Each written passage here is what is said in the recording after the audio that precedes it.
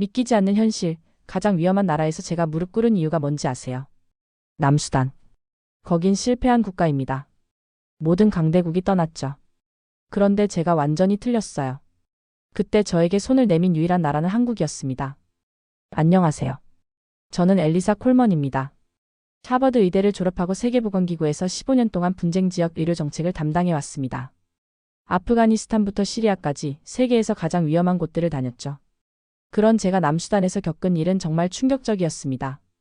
2023년 7월, 저는 남수단 긴급구호 미션 책임자로 파견되었어요. 브리핑 테이블에서 동료가 말했습니다. 한국군과 코이카가 현지에 남아있다고요.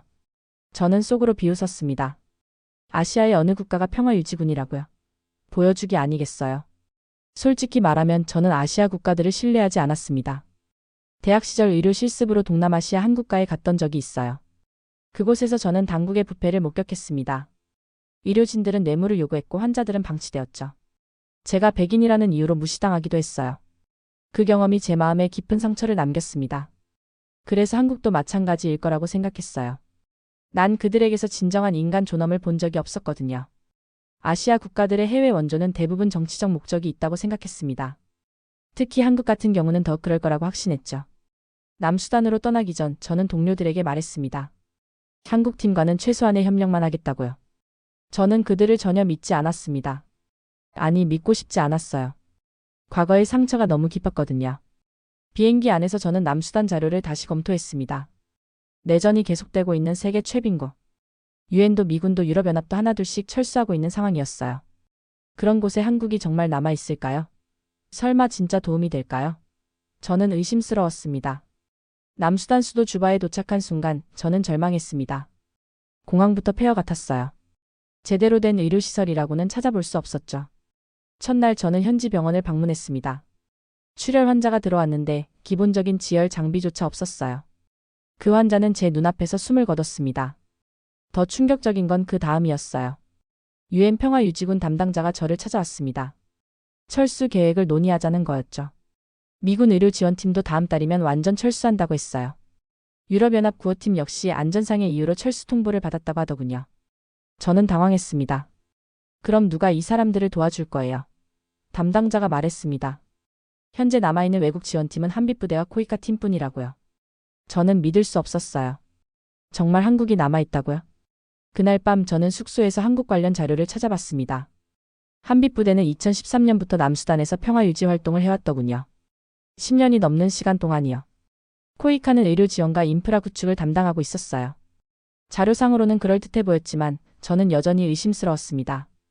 설마 했는데 정말 한국이 남아있더군요. 하지만 저는 믿지 않았습니다.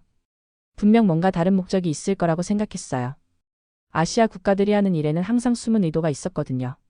적어도 제가 경험한 바로는 그랬습니다.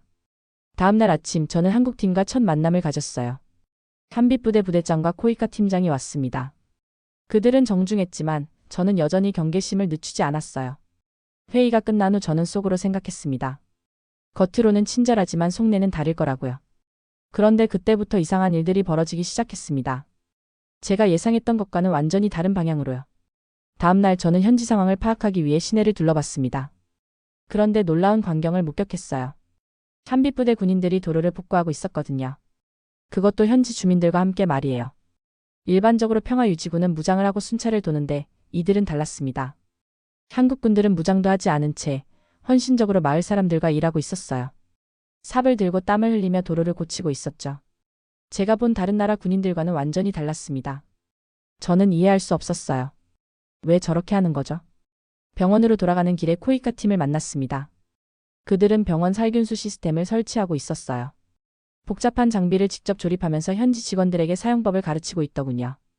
단순히 설치만 하는 게 아니라 교육까지 하고 있었습니다. 저는 의심스러웠어요. 분명 뭔가 꿍꿍이가 있을 거라고 생각했습니다. 그래서 몰래 그들을 관찰하기 시작했어요. 카메라로 기록도 하고 대화 내용도 들어봤죠. 혹시 정치적인 이야기나 대가를 요구하는 말이 나오는지 확인하려고 했습니다. 하지만 며칠을 관찰해도 이상한 점을 찾을 수 없었어요. 그들은 정말 순수하게 도움을 주고 있는 것 같았습니다.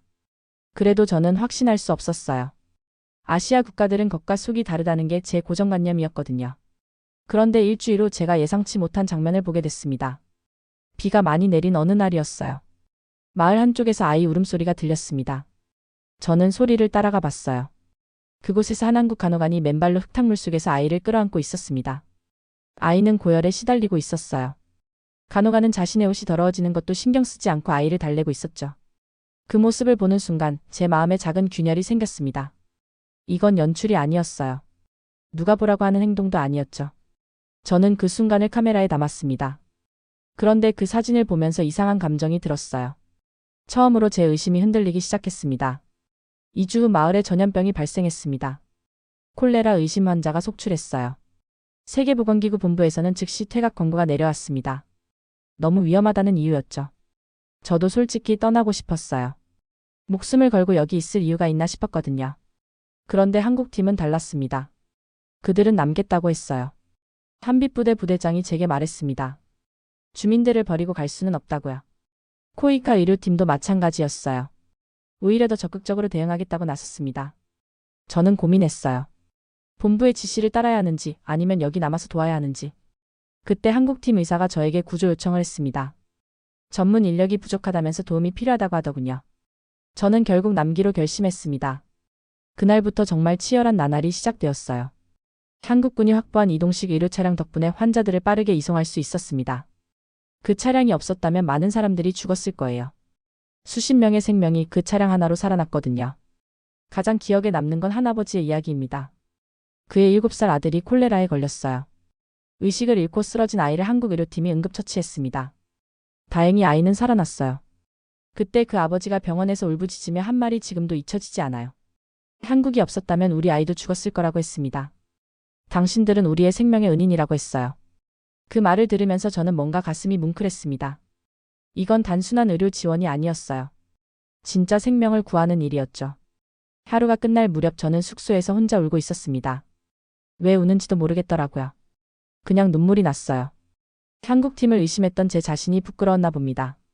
그들은 정말로 이 사람들을 도우려고 여기 있었거든요. 그날 밤 저는 깨달았습니다. 제가 한국에 대해 가지고 있던 편견이 얼마나 잘못된 것인지를요. 이들은 제가 과거에 만났던 사람들과는 완전히 달랐어요. 진정성이 있었습니다. 그리고 그 진정성은 거짓으로 꾸밀 수 있는 게 아니었어요. 전염병 사태가 진정된 후 저는 한국팀을 바라보는 시각이 완전히 바뀌었습니다. 의심에서 신뢰로, 불신에서 존경으로 변했죠. 하지만 이건 시작에 불과했어요. 그들이 진짜로 대단한 건 따로 있었거든요. 전염병 사태가 끝난 후 저는 한국팀의 활동을 더 자세히 관찰했습니다. 이번에는 의심이 아니라 순수한 호기심에서였어요. 그들이 정확히 뭘 하는지 알고 싶었거든요.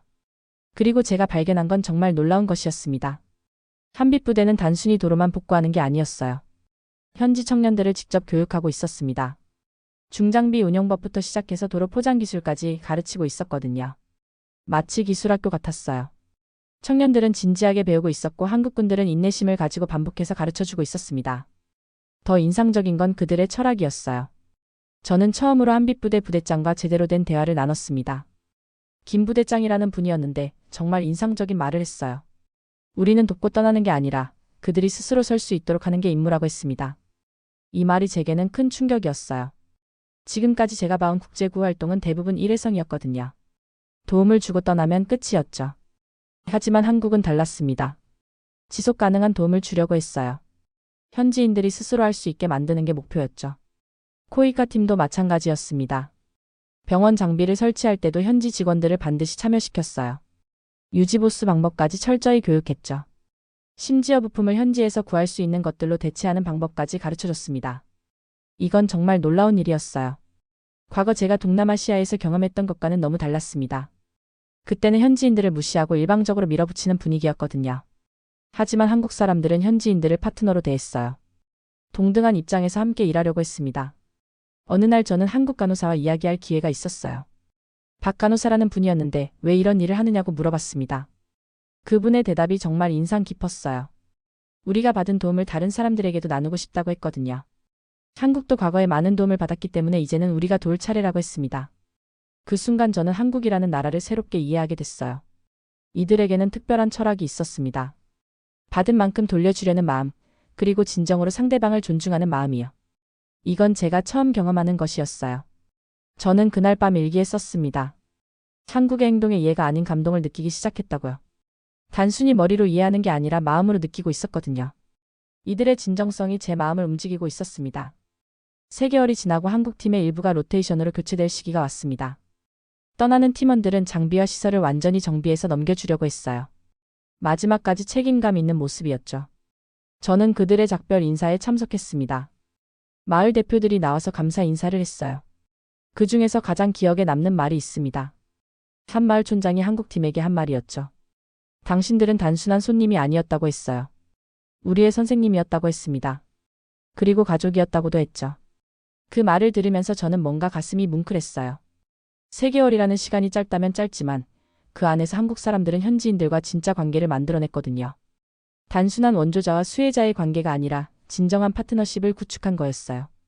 떠나기 전날 저는 김 부대장에게 질문했습니다. 한국은 무슨 이익이 있길래 여기에 남은 거냐고요. 솔직히 말해서 여전히 궁금했거든요. 경제적 이익도 없고 정치적 영향력도 별로 없는 이곳에 왜 이렇게 오랫동안 남아있는 거냐고 물어봤어요. 김 부대장의 대답은 단순했지만 강력했습니다. 아무도 안 하니까요. 우리가 아니면 누가 하겠습니까? 이 말이 제 가슴을 쳤어요.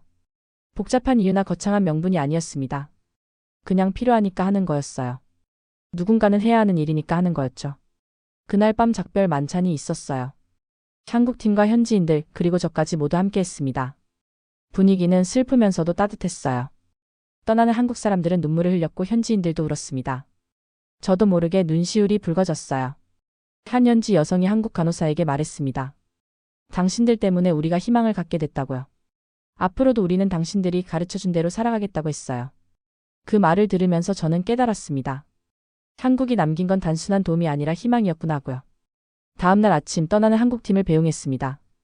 비행기가 뜨는 순간까지 그들은 손을 흔들었어요. 그 모습을 보면서 저는 생각했습니다. 이런 나라가 있다는 게 정말 놀랍다고요. 이런 사람들이 있다는 게 기적 같다고요. 그들이 떠난 후에도 남은 한국팀은 계속 일했습니다. 새로운 팀원들도 똑같은 철학으로 일했어요. 이건 개인의 성품이 아니라 시스템의 문제였던 거죠. 한국이라는 나라 전체가 이런 방식으로 일하고 있었던 겁니다.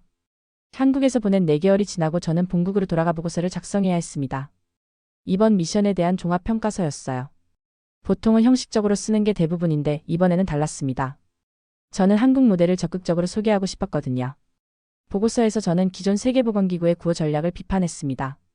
일회성 지원의 한계를 지적하고 지속 가능한 개발 협력의 필요성을 강조했어요. 그리고 한국의 사례를 모범 사례로 제시했습니다. 현지인 교육 중심의 접근법, 파트너십 구축, 장기적 관점의 지원 등을 구체적으로 설명했죠. 본부에서 열린 보고회의는 예상했던 대로 험악했습니다. 선배 컨설턴트들이 제 보고서에 강하게 반발했어요. 아시아의 작은 나라가 뭘 할 수 있다는 거냐고 했습니다. 우리가 선진국이라는 이름으로 지금까지 해온 방식이 틀렸다는 거냐고 따졌어요. 저는 단호하게 말했습니다. 우리는 선진국이라는 이름으로 그들보다 위에 있다고 생각했다고요. 그런데 한국은 그저 사람을 먼저 봤다고 했습니다. 국격이나 경제력이 아니라 인간 대 인간으로 접근했다고 강조했어요. 회의실 분위기는 차가워졌습니다. 몇몇 사람들은 제가 너무 감정적으로 판단한다고 비판했어요. 객관적인 데이터가 부족하다고도 했죠. 하지만 저는 흔들리지 않았습니다. 제가 직접 본 것들은 어떤 데이터보다도 명확했거든요. 회의가 끝난 후 저는 혼자 복도에 앉아 있었어요. 그러다가 갑자기 눈물이 나더라고요. 억울해서도 아니고 화가 나서도 아니었어요. 그냥 복잡한 감정들이 섞여서 나오는 눈물이었습니다. 그때 제 휴대폰으로 사진 한 장이 왔어요. 남수단에 남아있는 동료가 보낸 거였는데 한 아이가 작은 태극기를 손에 쥐고 웃고 있는 사진이었습니다. 그 옆에는 한국군이 함께 웃고 있었어요. 그 사진을 보는 순간 저는 확신했습니다. 제가 옳다고요. 제가 본 것이 진실이라고요. 한국이 남수단에서 하고 있는 일은 분명히 의미가 있는 일이었어요.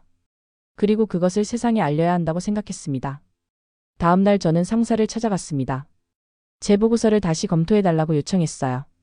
그리고 가능하다면 한국식 개발 협력 모델을 세계보건기구의 새로운 가이드라인에 포함시켜달라고 건의했습니다. 상사는 처음에는 난색을 표했지만 결국 제 의견을 받아들였어요. 한국 정부와의 협력 방안을 모색해보겠다고 했습니다. 그 순간 저는 정말 기뻤어요. 한국의 좋은 사례가 더 많은 곳에 전파될 수 있을 것 같았거든요. 그날 밤 저는 남수단에서 찍었던 사진들을 다시 봤습니다. 처음에는 의심의 눈으로 촬영했던 것들이었는데 지금 보니 모두 감동적인 기록들이더라고요. 한국 사람들의 진정성이 고스란히 담겨 있었어요. 그 사진들을 보면서 저는 다시 한번 확신했습니다. 제가 한 일이 옳다고요. 그로부터 2년이 지났습니다. 저는 지금도 세계 각지의 위기 상황에 파견되어 일하고 있어요.